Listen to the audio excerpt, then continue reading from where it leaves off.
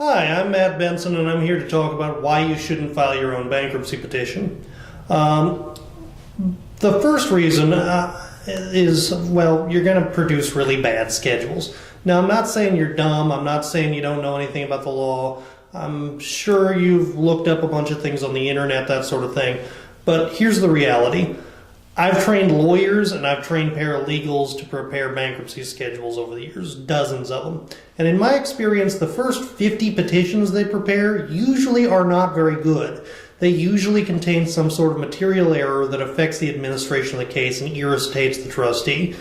The last thing you want to do in this case is prepare crappy schedules, because it's going to cause the trustee to look harder at your case.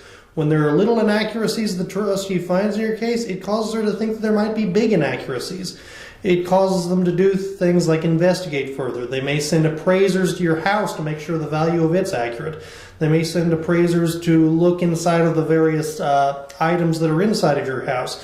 These are the sort of things that can happen if they don't trust your schedules. The schedules are the way that you communicate what you own to the trustee as accurately as possible. And if the trustee doesn't trust that, you're going to have a hard bankruptcy. Further, there are local rules that exist, little preferences between judges, little preferences between districts, just accustomed ways of doing business.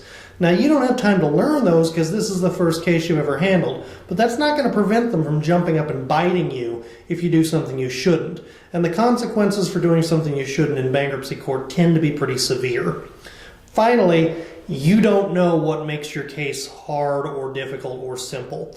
I'm sure that a lot of people look at the thing and think, well, you know, I only make so much money, I only have so much stuff. How complicated can it be? The short answer is that depends, and it depends on 1,000 different variables.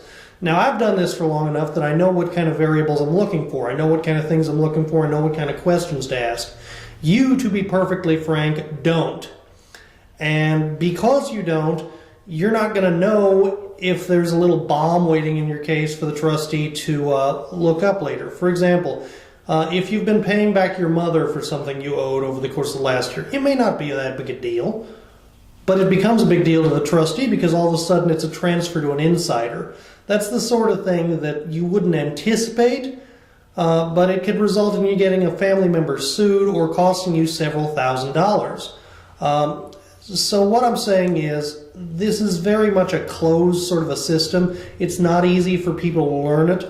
And because it's that type of a system, I don't encourage anybody to prepare their own bankruptcy schedules. It's just too complicated. The stakes are way too high, and you're better off hiring an attorney that you trust. I'm Matthew Benson. Thank you for watching.